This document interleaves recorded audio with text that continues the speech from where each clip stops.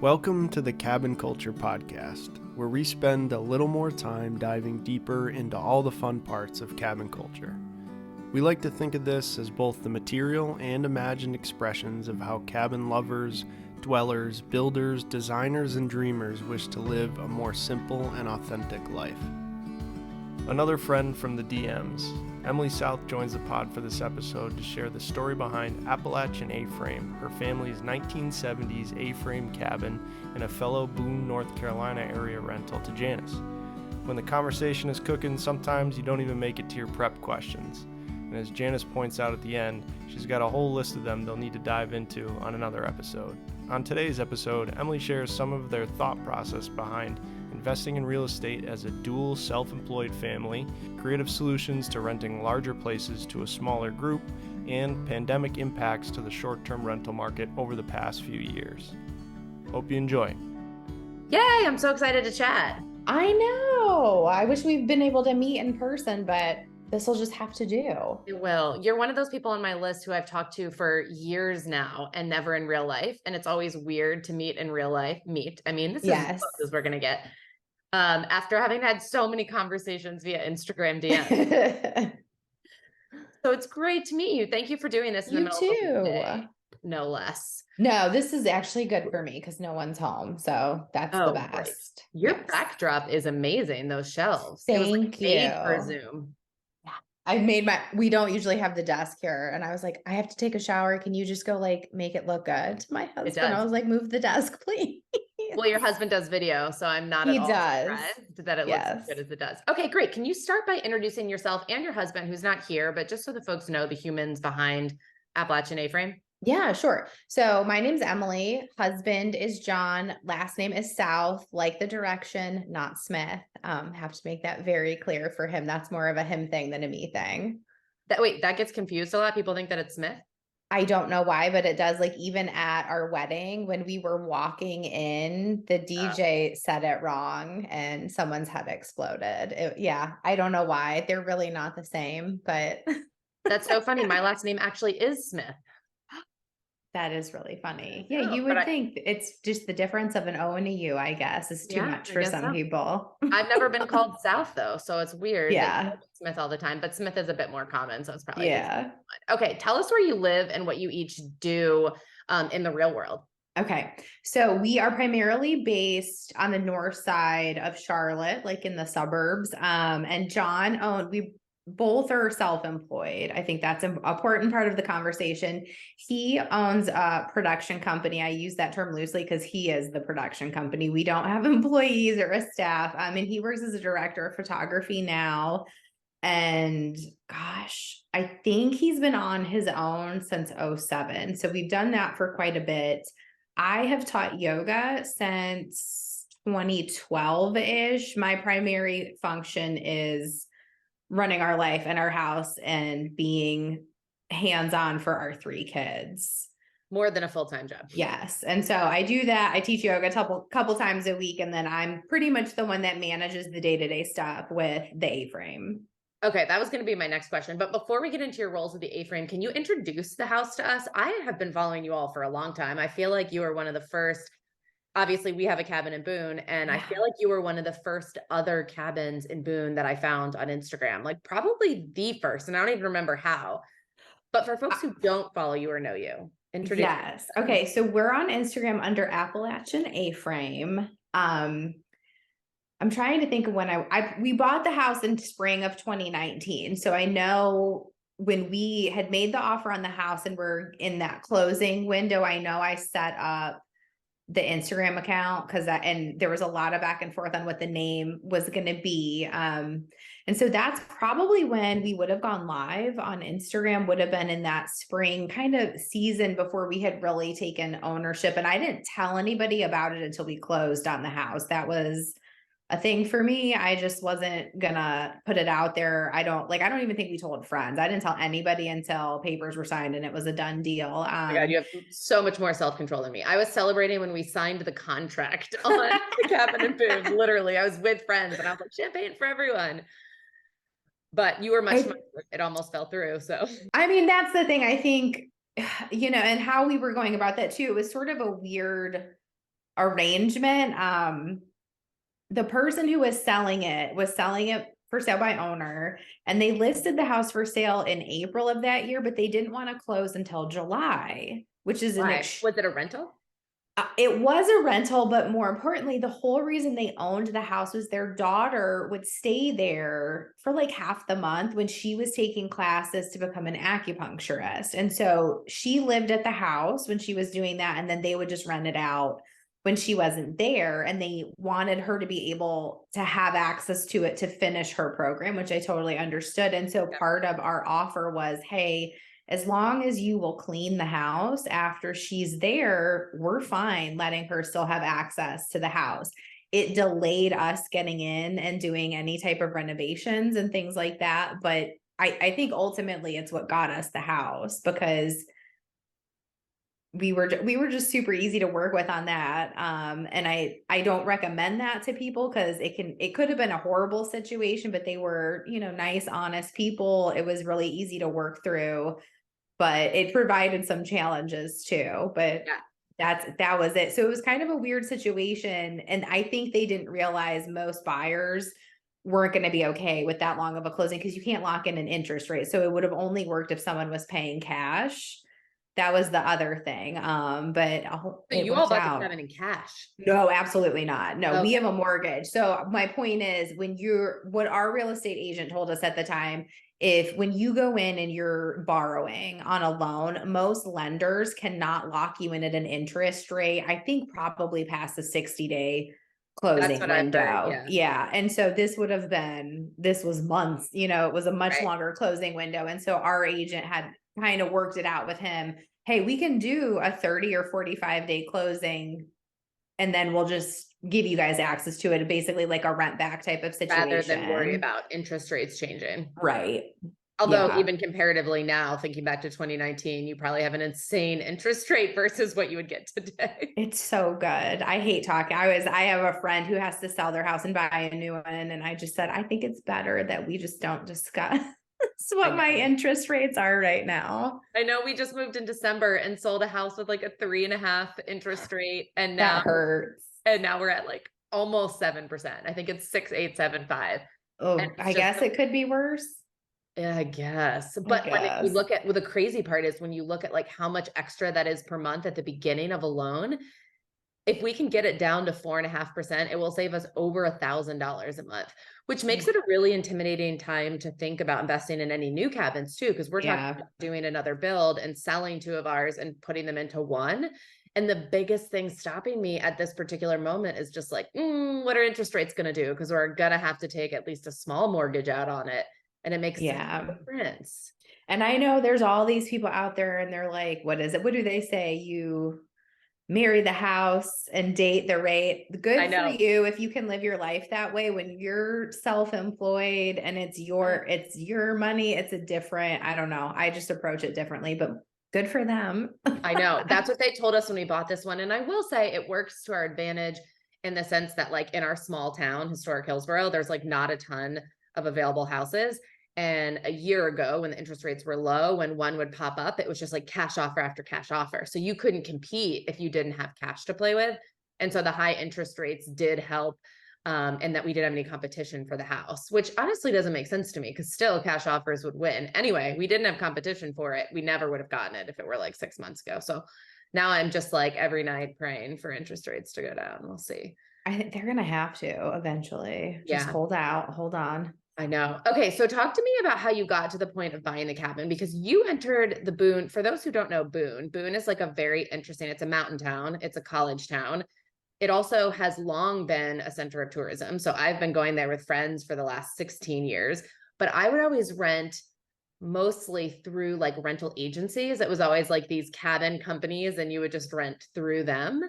And Airbnb really didn't become big there until, I mean, even when I first started, there weren't a lot of options. I would say in 2020 is when like everyone and their brother bought a rental in Boone, and you got in like a year before that. What have you seen in terms of like, why did you pick Boone originally, and how have you seen it change since you closed in 2019?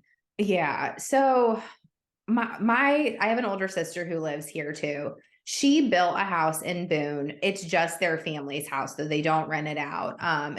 So we've been there before, obviously, because she's got her house there. We've always loved the mountains. We're just really not beach people. I'm not knocking the beach, but 3 days at the beach is good for me. We just always found ourselves going up there. And when we were first married and just for dog parents, we would go to Saluda, North Carolina a lot, actually, and really loved it and just fell in love with, okay, we come up here and we go get in the forest. I'd much rather be like playing in the river with my dog and going on hikes and things like that.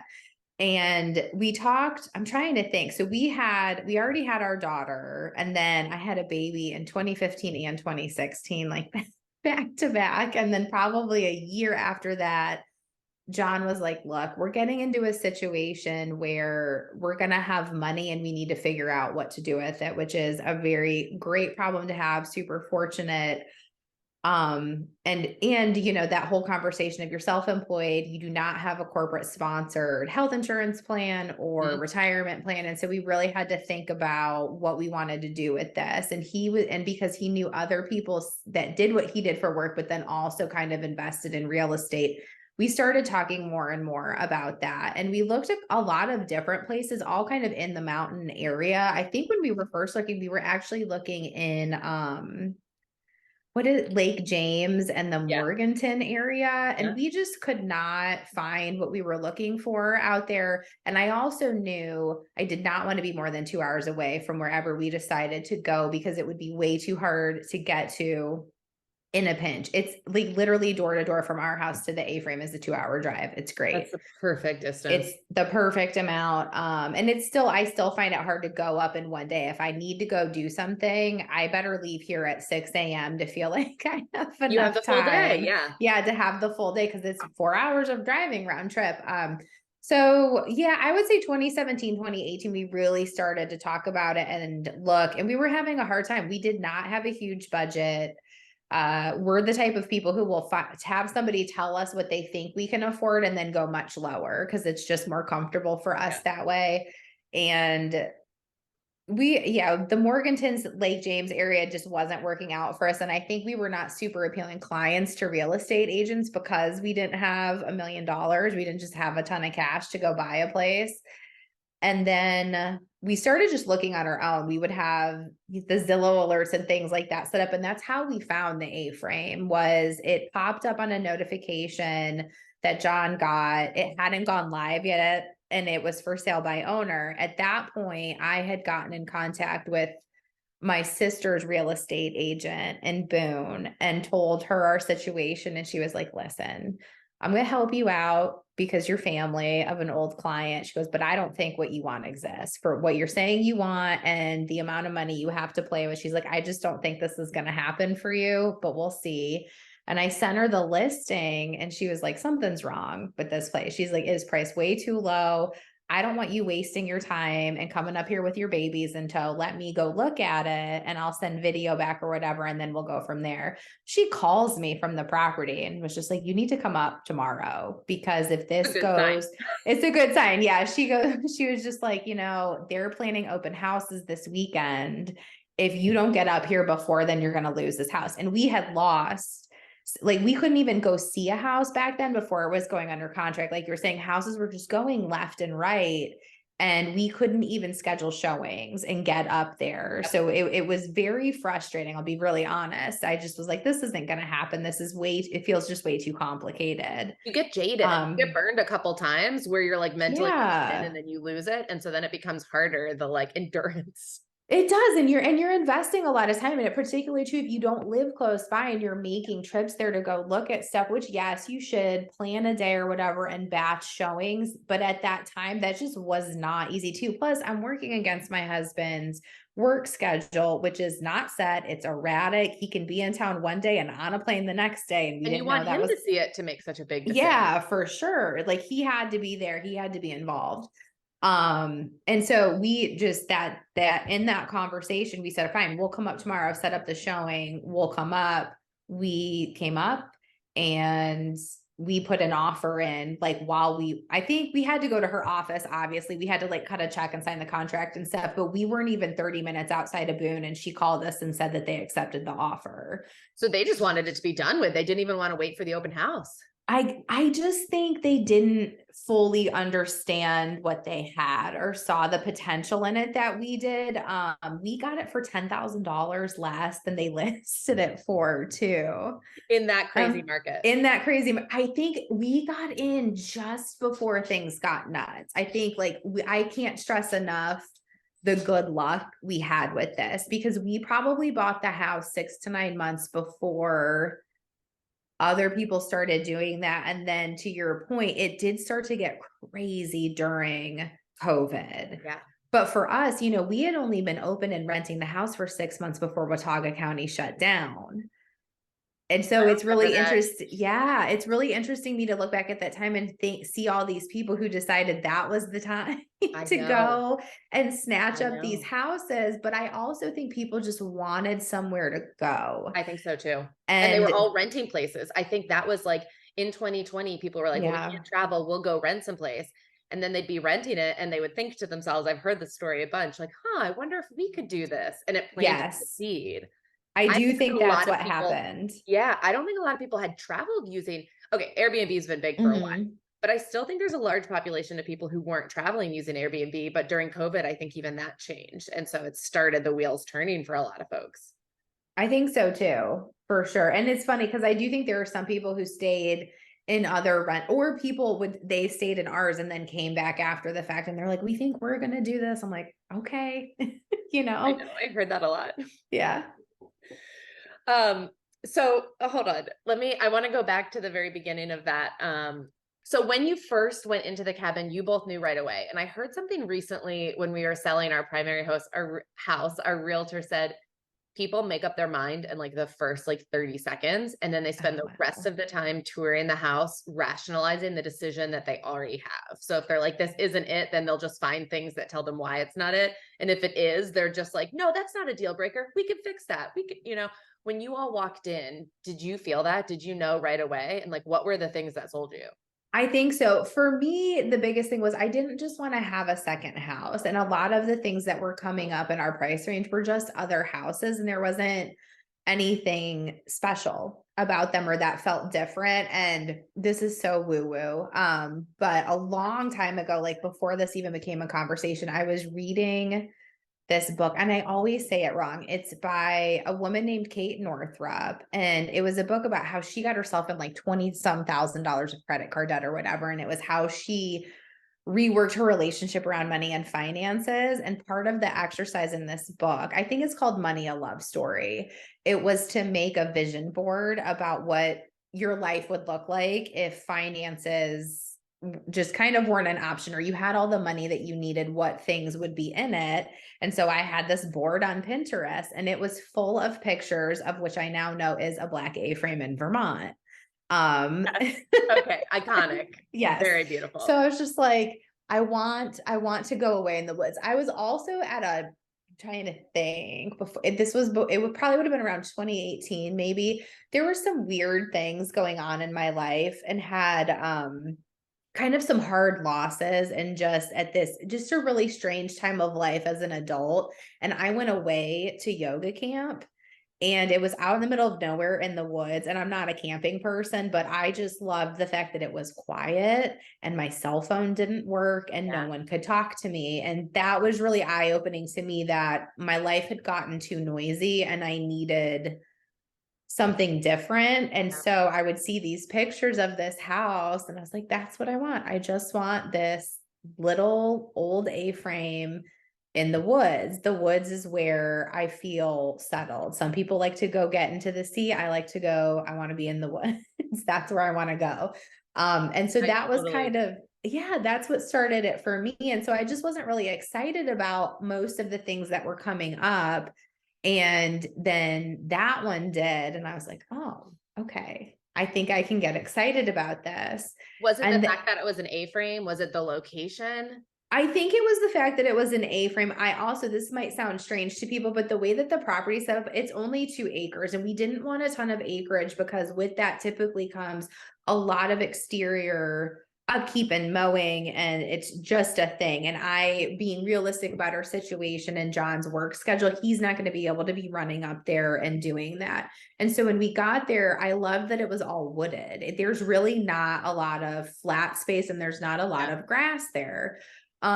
So that to me felt really cool. And I loved that it was an A-frame. A previous owner, who it was their family home for like 10 years, he did all of the exterior stonework. So when the house was first built, it didn't have that. And I even got, somebody left them. I have pictures of the house from when it was first built in like 1970. It was a duplex at one point. Really? Yeah. So people lived upstairs. And then there's like a secret, it's not a secret, but it feels secret. There is a lower level that's a walkout basement. And the way that the house was set up was that it has its own bathroom, its own living room, a bedroom, and then there's a kitchenette area down there. So in theory, you could live in it that way. Do you use that as part of the rental now? We do. I have some interesting ideas that we can talk about, because I'm sure I have a sneaking suspicion what some of your questions are going to be. But we do use it as the rental because it's great for older kids. They love to go down there when they don't want to hang out with the rest of the crew. So let's say you have 2 families that have 2 kids traveling together. The adults take the upstairs bedrooms, and then 4 kids can sleep in the downstairs bedroom. And they have the arcade down there. They've got a TV. I'm looking at your Instagram right now, and I just saw a picture of the basement with the arcade. Yes, it's great. It's really good for families because Cozy Cabin in Boone also has a basement, and it's like not technically a bedroom, but there's a bathroom down there. So even kids could sleep down there. There's food time and stuff, but even just for hanging out, I think it makes it easier. Parents can like hang out upstairs, and the kids just naturally, I think, gravitate to the basement area. Yeah, they for sure do. So that worked out great. So the day we went there and we went in, I do think we kind of were like right away, oh, this has really good bones. John is extremely handy. He used to build houses with his uncle as his job in the summer during college. All of the houses we've lived in have been fixer-uppers. We've never bought and done new construction. So that didn't intimidate us at all. And it wasn't, the thing about it was none of it was a gut job. None of it was, taking walls in. It really just was somebody having a different point of view, a little bit of time and paint. And it was really cluttered. That was the biggest thing. Just so much stuff. And I think we've moved away from it in the rental industry, but it still exists where people were just throwing as much as they could in a space and trying to be like, we just need a chair here and one there, and stuff that was the wrong scale for the space and things like that. There was a lot of that going on.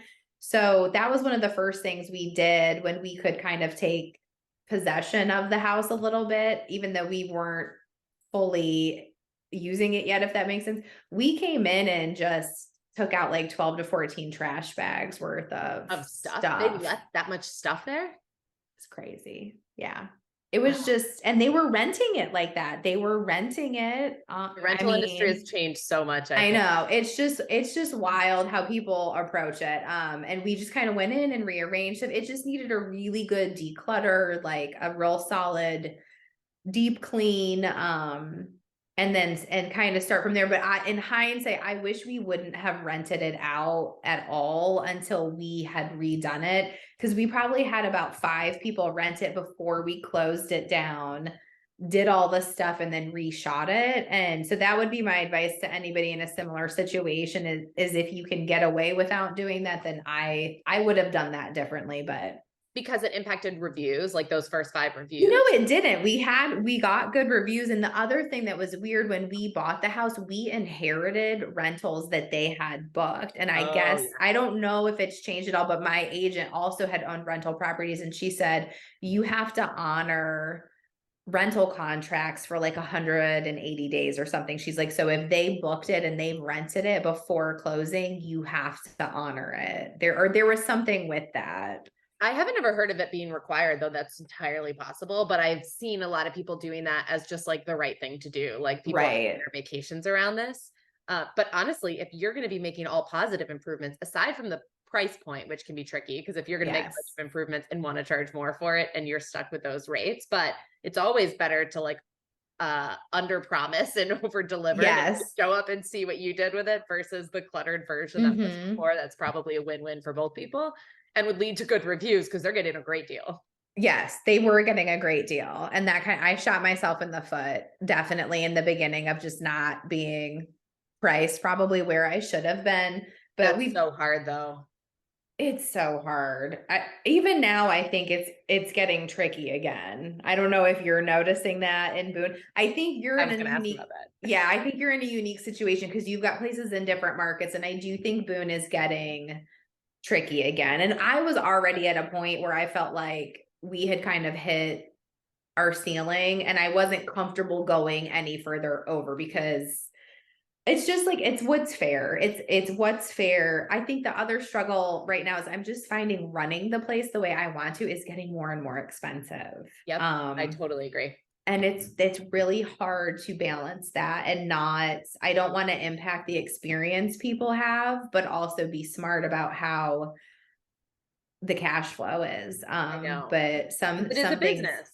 It's a business, and some things have just gotten really crazy. I don't feel like I ever answered your question about walking into this. Yeah, you did. He said, "No, did I?" Okay. Yeah. And I think my next question, although I also would like to talk about the Boone rental trends, because I don't actually think they're Boone specific. I think in many ways they are, because it's a specific market, but I'm hearing stuff from folks in other places. I'm seeing it all. Yeah, I'm seeing the same thing. Yeah. Yep. If you're dreaming about a cabin build, or are in the midst of a build, or you just bought a place and are getting ready to host for the very first time, regardless of where you are, sometimes you just need a little help along the way. Shared experiences from someone who's been there, advice from someone who's learned a lot of lessons the hard way. That's me. Or a cheerleader as you finish up. All of these reasons are exactly why I started offering cabin consultations to our Instagram followers and friends who could use some specific one-on-one help. I can't promise to solve all your problems, but I can promise to be transparent about our build costs and process, our organization and project management systems, our favorite and least favorite tools for renting, how we market, and how we found ourselves with almost 80,000 Instagram followers and 100% occupancy in our first year of hosting at Cozy Rock. So if that sounds like it might help you, feel free to visit us at staycozycabin.com or on Instagram at Cozy Rock Cabin and sign up for a time to chat there. But so you were, I'm guessing you kind of led the design, not renovation in terms of like structure, but the design piece of it. Was that you? A little bit. He's pretty opinionated when it comes into how stuff looks. And I think our constant struggle is he does really prefer more modern. He really loves, and it's almost like a more masculine energy, which is fine. I love it too. But it's looking at, okay, this house was built in 1970. And I think there's a sense of nostalgia that comes with that. And the biggest thing for us coming into it was we didn't grow up in families who had a family place that everybody went to. And that's what we wanted it to feel like. We really wanted it to feel like this was passed down from grandparents, and it's our turn to kind of steward it and take care of it and bring it into like a new era. And so, and I just wanted it to not feel the way that it felt when we were there and we bought it.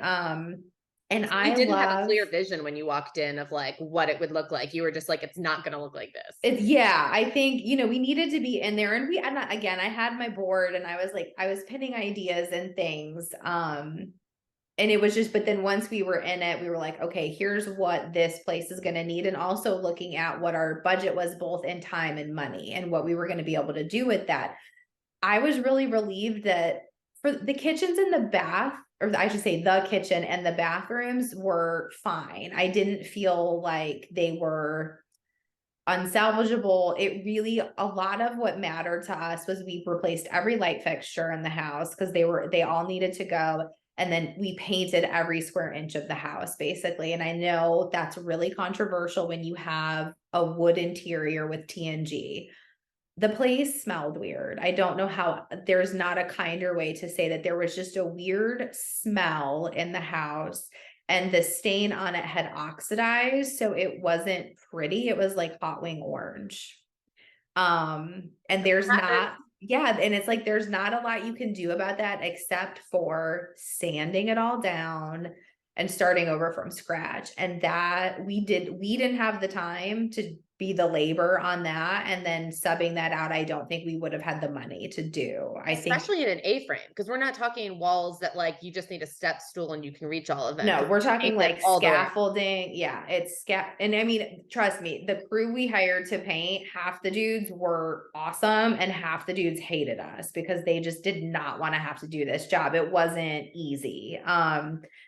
And so and it felt, for a house that the whole back of is windows, it felt really dark, which was strange to me. It felt really dark when we came in and took over. And I think a lot of it just had to do with the way the stain had oxidized. And so that's why we decided we were going to paint it white and try to brighten up the space. And it made a world of difference. I mean, it really does look more modern. And additionally, you've photographed it really well. And speaking from someone who owns an entire wood interior cabin, photographing Cozy Cabin Boone versus Cozy Rock, which does have some white walls or walls that we painted, is like an entirely different. I'm sure John thinks about this too, but it's just so warm that it's impossible to take a picture that isn't all orange. And you try and like edit that afterwards, but it's still like, it doesn't look true to life. It's like impossible to capture it true to life. Yeah, it is really difficult. And we've also gotten to a point too where like in the beginning he was taking the pictures and he's like, I'm not a still photographer. It's like, so different. It's so different. He's like, he's like, if you want me to come in and like make a video of it, he goes, I'll do that all day long, but I'm not a still photographer. Please stop asking me to do this. Is exactly what I've done with Cozy Rock. I took all the stuff for Cozy Cabin and it was so hard. And I had to be like, okay, just because you have the proper equipment to do this does not mean that you have the skill set to photograph, not even just still stuff, but architecture, like all the lines. It's like a whole different beast. It is. And then there's the element too of just being maybe too close to it. Yes. I think there's that too. And other people are going to see it differently than you see it, good or bad, you know? So that, I think that was it. And just really, we wanted it to be a mountain house, but not traditional. I think people have an idea in their head of what's supposed to be in a quote unquote cabin or a mountain house. And that just wasn't what we wanted to do. We wanted to find a new way to tell that story. And I think we did a pretty good job.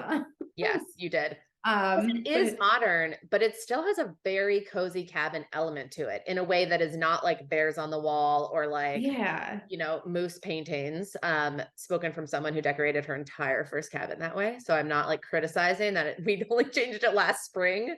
But it still feels to me like a cabin in the mountains of North Carolina just by looking at it, but way more modern and like chic.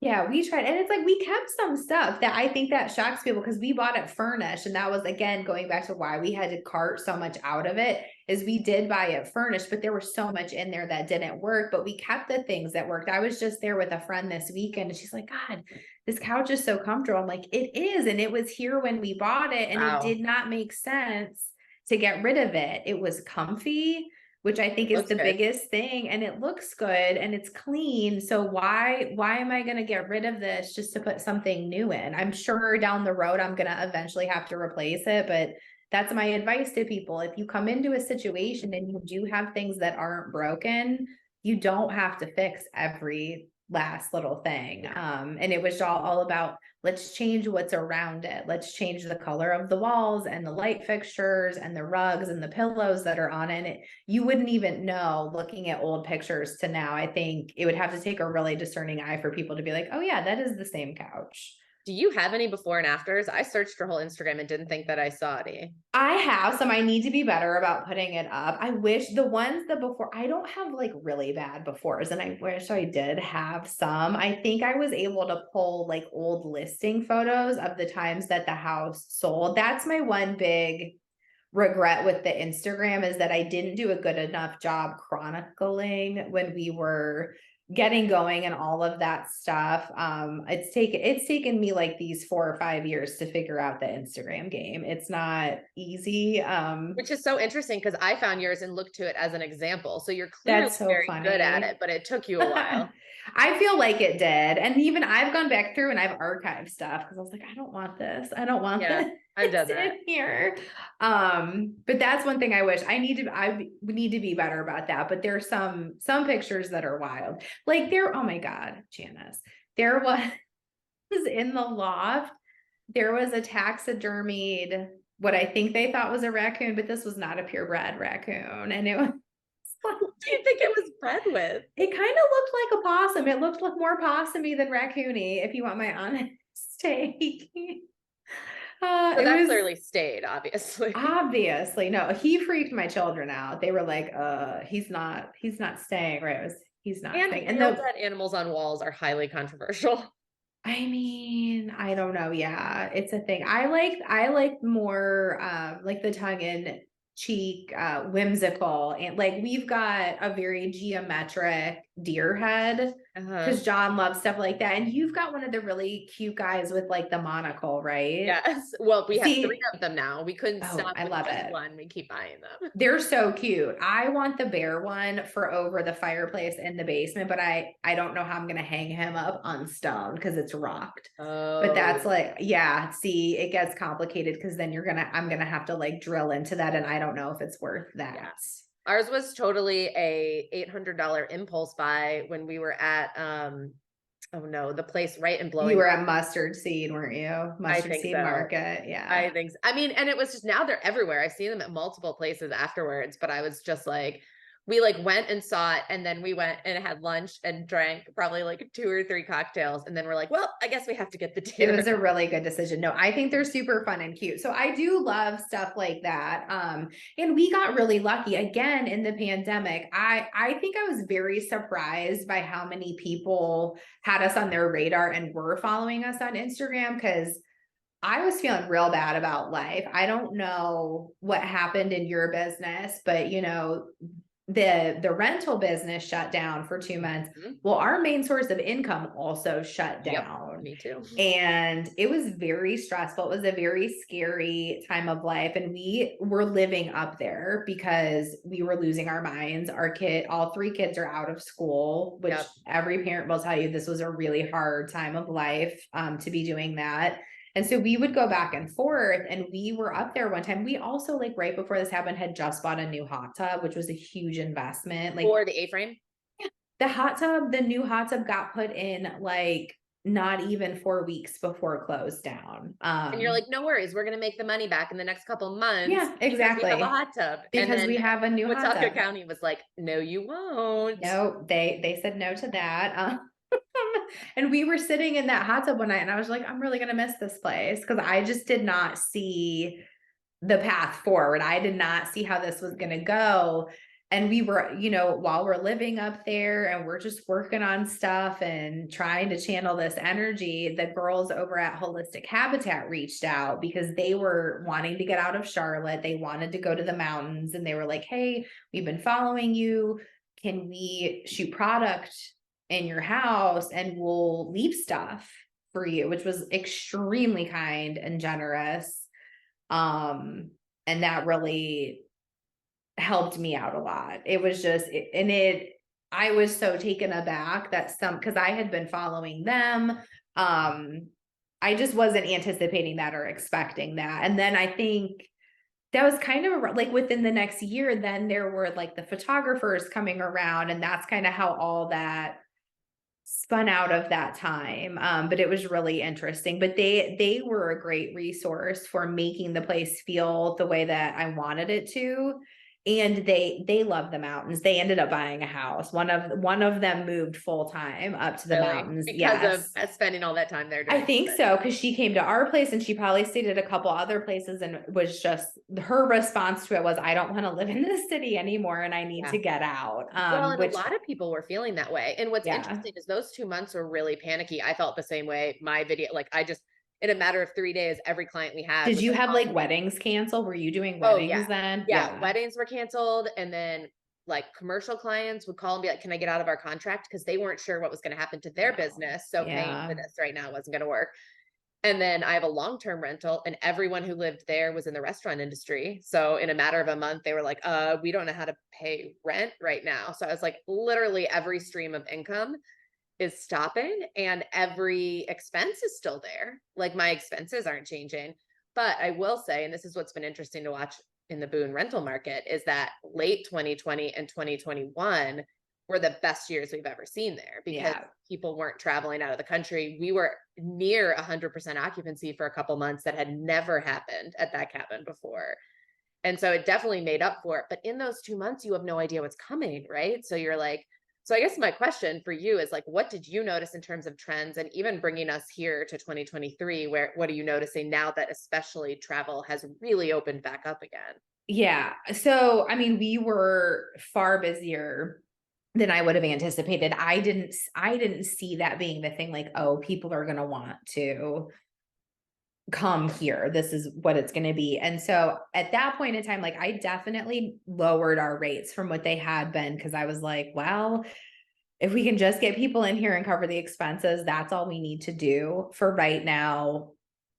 We were able to sort the things out via like PPP loans and things on our other side of the business. I didn't do that for the rental because like we'd only been open for 6 months. It just didn't feel, I don't know, like a real business, and I wasn't an LLC, or I didn't feel the need to pursue those avenues. If I it didn't had even been, think about doing it. I did it for I my know, business. But I know, didn't- yeah.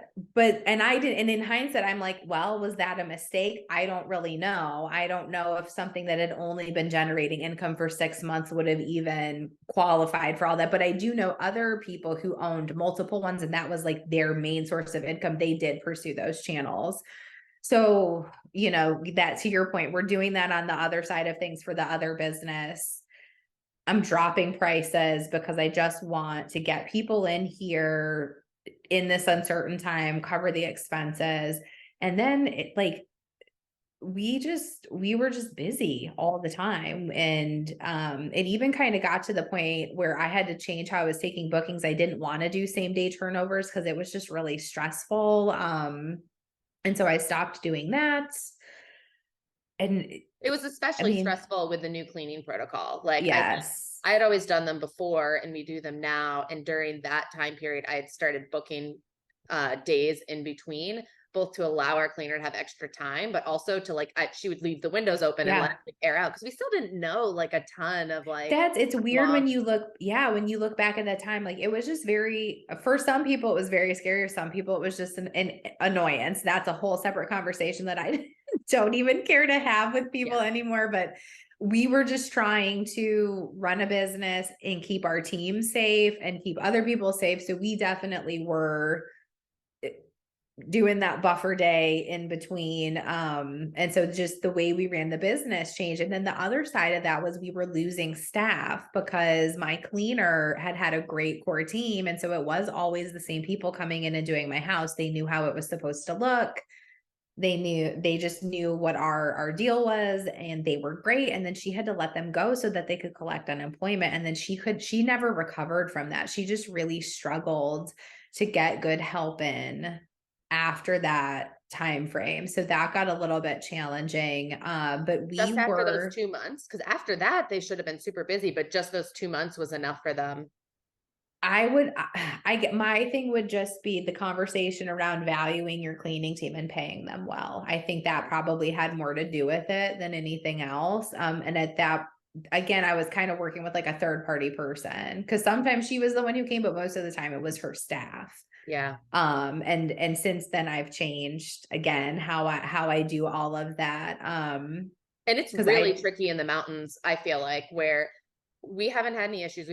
We're on our second cleaner who we've had for like 2 years, but there just doesn't feel like it's not a big city. Like if you lose your cleaner for whatever reason, and asking other hosts isn't a great option, because on, Sunday, same day flip, like everyone needs a cleaner. So I've lost, it just gets tricky. It's a hard thing. I think it's like you have to have a backup and a backup for the backup to just make sure you're good and you're covered. I'm in a great situation. I love my situation. I feel so grateful to be where we are. But it's exceeded any kind of expectations I would have had for it.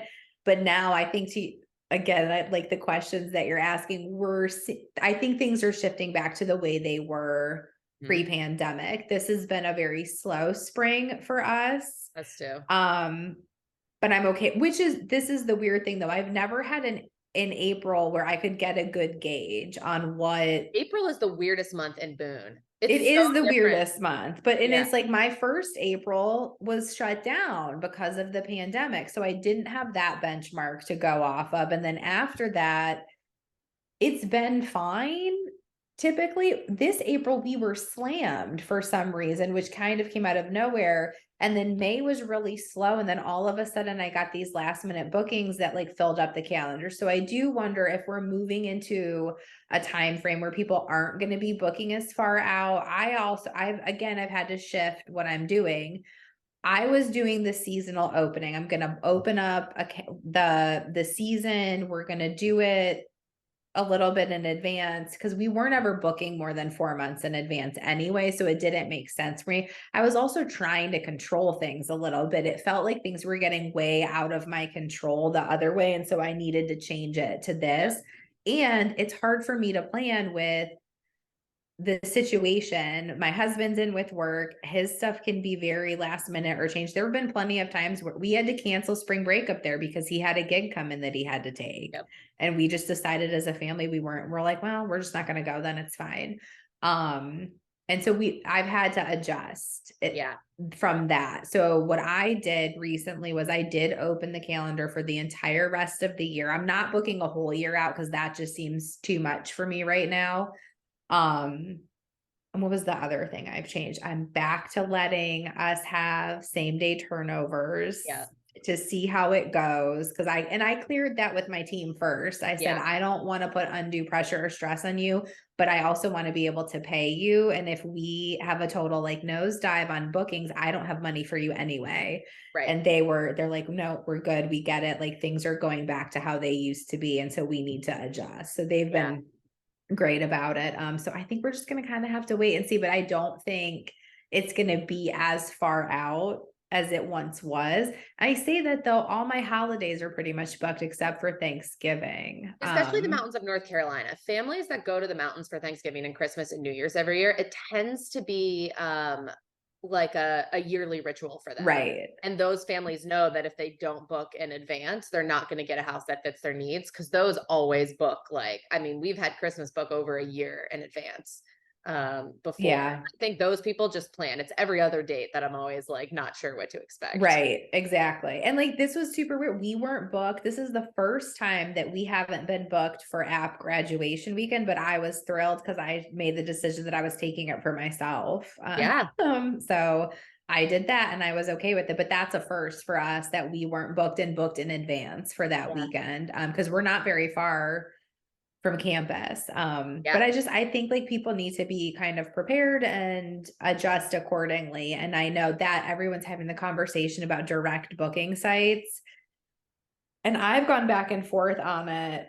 And I'm not convinced that it's in my benefit to do that for a host of reasons. And I saw someone doing this and I think it's really smart. They did like a child listing where they locked off essentially their third level. And that has been feedback I've gotten in the past is it's too expensive to rent your place. If I was just coming with my partner and me, we came with friends and I was like, okay, I can understand that, but the price is set according a little bit to the size of the home and what the amenities that we're offering. And so I need to suss this out a little bit more, but if it's appealing, I can lock off the third level, but that means you don't have access to any of that, but then your cleaning fee is going to be less expensive.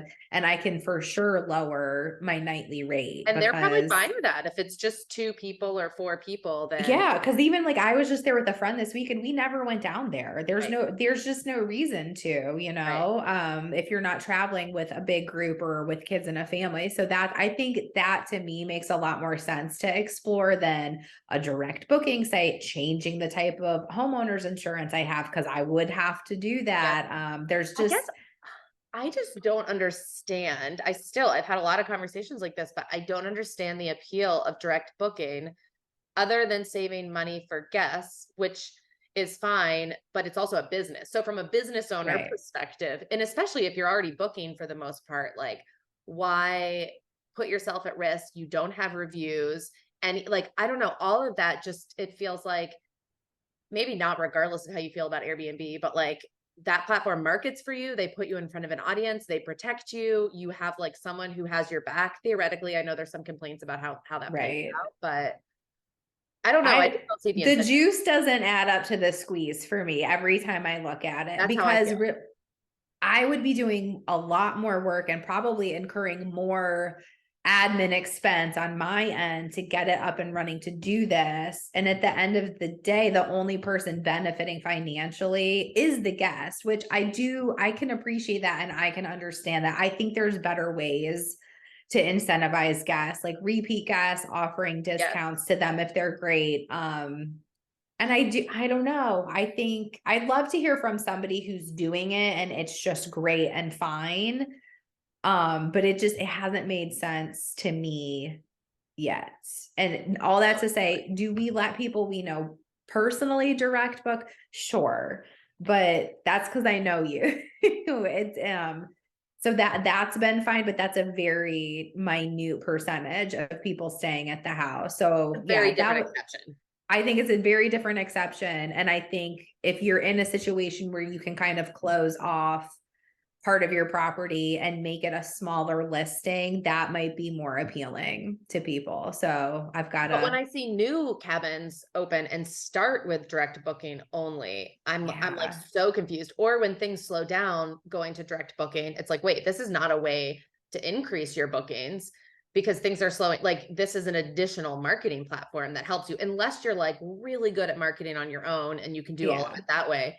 But very few of us could fill our calendar full time just with our own marketing. And like you said, that puts so much more time and work on our plates that I don't necessarily want to. It does. I mean, I have an email list that has over 300 people on it. Like, let's call it, it's like between 3 and 350. I can't tell you how many times like I will send an email out and I'm not getting anything back from that. So I know 350 is not a huge number, but it's not nothing. And compare that. And then you look at, I think we're at like a little over 16K on Instagram. There's still a lot more eyeballs over on AirBNB that you're getting in front of. But all that to say, you should own your own digital real estate. I believe firmly in that. Have your own website. Instagram and other social media you don't own. There's been plenty of times where Instagram's shit the bed and people are losing their minds. So you got to have those backups. You got to have your email list that you own and your own website. Do what you want with it. But yeah, I think it's an interesting conversation right now. And again, I think people are maybe being reactionary. It's coming back. Things swing. The pendulum is just swinging back, and maybe we're going back to homeostasis of what the world was like before. And that's okay. You just kind of have to be ready to pivot and maybe make some adjustments. That's right. Because where Cozy Cabin is at right now is still better than where we were at our like first 2 years, but very similar trends.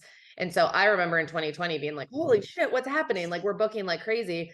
And then I feel like that's when a lot of people in Boone started and in other places started. So they're all seeing this as a huge dip. And I'm just seeing it as like a return to like what it was. Right. How long have you had Cozy Cabin in Boone? We closed in 2016. And we so you were like January 2017. Okay. So yeah, you were like a good 2-3 years ahead of COVID happening and all of that. And it was still me. I had hosted before, but only in my own house. So it was still me figuring out Boone and like, how do I market? What do I do? How do I, like all of those things. So I won't say like the first couple of years we were breaking even, which was my only goal.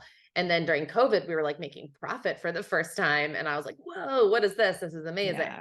Yeah. And now we are still profiting, but not near, it's half of the profit that we were making before. Just from full occupancy to like, because weekdays were just so easy to book during COVID because people were playing. We just upgraded our internet. That's all we needed. And people could do school from there and people could work from there. And I'm sorry. Somebody is disgruntled. Okay. They've left the room. Can you hear that on your end? What is it? Oh my God. My puppy, like. It's a puppy? She's not real. She's like a year old, but she's the only dog I've ever had as a puppy. So she's permanently the puppy. All right, sister. Okay, if you can't hear it, I won't worry. Okay, I hate this. I cannot believe we only have 5 minutes left, which is crazy to me. So I have to ask you our favorite last question, which is, of course, what, in your opinion, makes a cabin a cabin? I love asking this from A-frame folks, because do you think that like A-frames are just by design inherently a cabin or not? I don't know. I think they can be. I feel conflicted about it because when like tiny house accounts will repost our photos, I was like, yo, we're 1,700 square feet. We're not Same thing tiny. for us. We're not They'll post Cozy tiny. Rock and we're not 1,700, but we're like 800. I'm like, this is not. And then people in the comments get mad. I know. This isn't a tiny house. And you're like, yo, they took my stuff and Yeah. reposted it. I did not ascribe this label to myself. I do think A-frames can be inherently cabiny, and I think it is. It's like the wood on the interior. I think location matters a lot, because even if you put what would be a cabin out on the beach somewhere, then it's like a beach shack. It's just not like, it's the terminology. So I think it's where it is. Yep.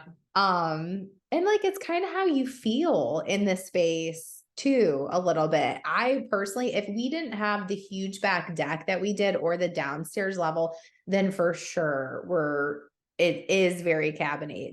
We call it the cabin? It's the mountain house, and in our family. But I don't know that other people would necessarily agree with that label. I think it looks like a cabin. Yeah. I haven't been there in person, and obviously my opinion doesn't matter. That's why I love this question. It's just everyone can have a different answer. But I think it is the materials, though. It's the materials used, and like we have that added benefit. I thank God that those people put the rock on, because it totally changed the way that the house looks. I love it. Makes it distinctive from a lot of other A-frames, because A-frames have become really popular, and I know yours immediately. Part of it is from the glass wall window, and I've seen it enough. But also the rocks I've never seen another one like that.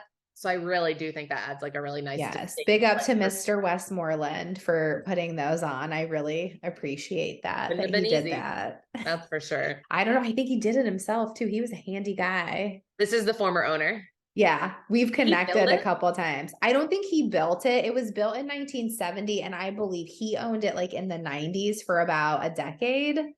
And he was a cabinet maker, and I think he fabricated like the baths and the showers, which they are fine. Everything is like functional and it's clean, but it's not, it's not Instagram worthy or whatever that means these days. Yeah.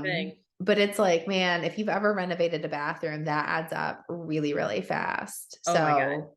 I don't know if you've seen the bathroom in Cozy Cabin, but it is all green tile. It's horrible. You probably haven't seen it because I don't post pictures of it, because it's just, and when I bought it, I was like, oh, we can change this out.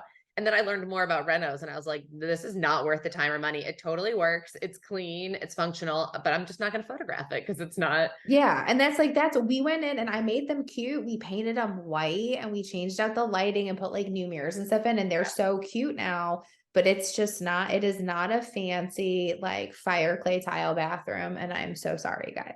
I don't know what to tell you. And most people don't care. It's only on Instagram. No one's ever complained about it. And I've asked friends who've stayed there, I was like, what are your thoughts on the bathroom? They're like, why are you even thinking about this? Because nobody during their stay thinks about it. I stayed in Charlottesville last weekend, and there were some of those touches, like countertops that were like just a little bit dated.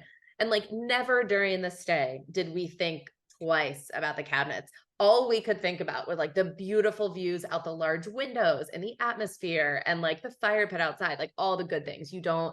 Guest experience, it actually doesn't matter. And that is like, I think, an important note between Instagram and what it really means to host guests. Emily, there's so much more I want to talk about. I literally didn't even touch my list of questions aside from like the first two. I can give you 5 more minutes. Do you want to ask a couple I have more? a call at 1:00. And oh shit. Well, then you have to go. She booked it like 15 minutes ago or like 30 minutes ago, because it was open on my scheduling link. The only scheduling links is that people can just sneak in there. So I do have to go, but I think we should do this again, and maybe even in person sometime. I would love that. Let me know the weekends that you're in Boone, and I'll see if we can coordinate one. I know. I just need to come without my kids. It's going up there with them is very different than without them. I know. I bet. Yeah. Well, whatever you can make work. Okay. I would love to do that. We should get a whole group together. We did that one other time when Chrissy from McJoppa the Hut came down.